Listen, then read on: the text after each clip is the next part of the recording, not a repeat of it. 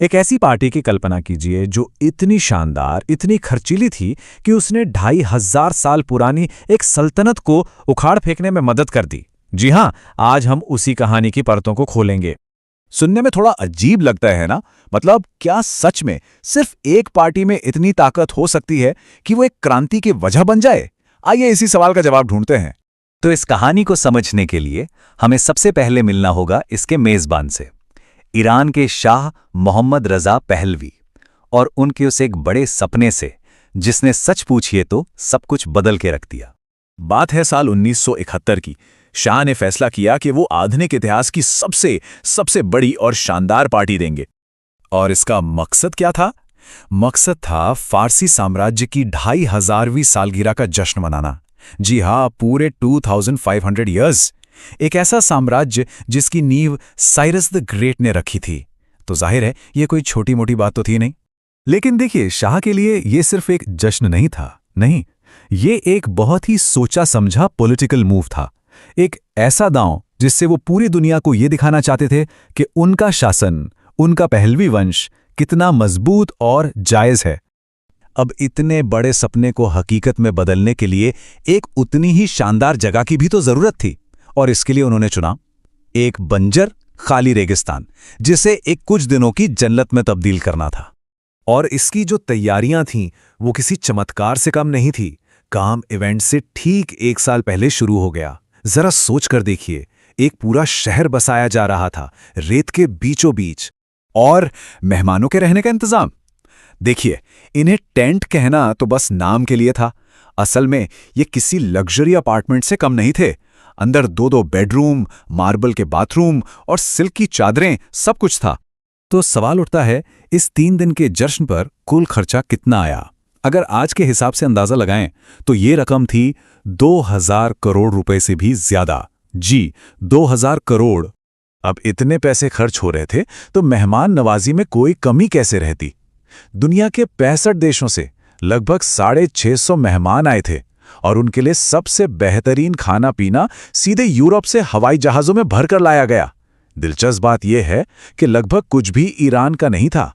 और शान और शौकत की हद देखिए, पेड़ों पर चहचहाने के लिए यूरोप से 500 गोरैया मंगवाई गई थीं। लेकिन किस्मत देखिए, वो बेचारी रेगिस्तान की गर्मी बर्दाश्त ही नहीं कर पाईं और मर गईं। तो एक तरफ तो ये सब चल रहा था, शाही मेहमान रेगिस्तान में दावतें उड़ा रहे थे, लेकिन इसी ईरान में आम लोगों के लिए हकीकत बिल्कुल अलग, बिल्कुल जुदा थी। तो ये 2 अलग अलग ईरान की तस्वीरें थीं। एक तरफ पार्टी की बेहिसाब फिजूल खर्ची और दूसरी तरफ आम लोगों का संघर्ष। और यही जो गहरा फासला था, यही इस कहानी का सबसे बड़ा टेंशन पॉइंट बन गया। अब लोगों के अंदर ये जो गुस्सा पनप रहा था, वो किसी की नजरों से छिपा नहीं था, और इस गुस्से को एक हथियार की तरह इस्तेमाल किया शाह के सबसे बड़े, सबसे ताकतवर दुश्मन ने। उनका नाम था अयातुल्ला रूहुल्लाह खुमैनी, एक मौलवी जिन्हें शाह ने देश से बाहर निकाल दिया था। लेकिन देश से बाहर रहते हुए भी उन्होंने इस पार्टी की खबरों को अपने सबसे ताकतवर प्रोपेगेंडा में बदल दिया। उन्होंने इस जश्न को पूरी तरह से गैर इस्लामी और अय्याशी से भरा हुआ बताया, और इसे एक नाम दिया, शैतान का त्योहार। उन्होंने कहा कि यह त्योहार तब मनाया जा रहा है जब देश की अपनी जनता तकलीफ में है। और ये संदेश लोगों के दिलों में उतर गया। वो लोग जो पहले से ही महसूस कर रहे थे कि उनका राजा पश्चिमी दुनिया पर ज्यादा ध्यान देता है और उन्हें पीछे छोड़ दिया गया है, तो बस ये पार्टी उन सारी बातों का एक जिंदा जागता सबूत बन गई। फिजूल खर्ची, पश्चिमीकरण और अपनी ही जनता से दूरी का। और इस पार्टी से जो गुस्से की आग भड़की थी, वो बुझी नहीं, बल्कि इसने एक ऐसी ज्वाला को हवा दी जो आगे चलकर पूरी की पूरी राजशाही को ही निगलने वाली थी। अगले 8 सालों तक विरोध प्रदर्शन बढ़ते ही चले गए। शाह की जो उदारवादी छवि थी, उसे जबरदस्त विरोध का सामना करना पड़ा, और इसका एक ताकतवर प्रतीक बना महिलाओं का बुर्का पहनना, वही पहनावा जिसे शाह की सरकार पसंद नहीं करती थी। तो नतीजा क्या हुआ? 1971 की वो पार्टी, और उसके बाद सिर्फ 8 साल। 1979 आते आते शाह मोहम्मद रजा पहलवी को देश छोड़कर भागना पड़ा। अयातुल्ला खुमैनी वापस लौटे और इस्लामी क्रांति कामयाब हो गई। 1 दशक से भी कम के वक्त में सब कुछ बदल चुका था।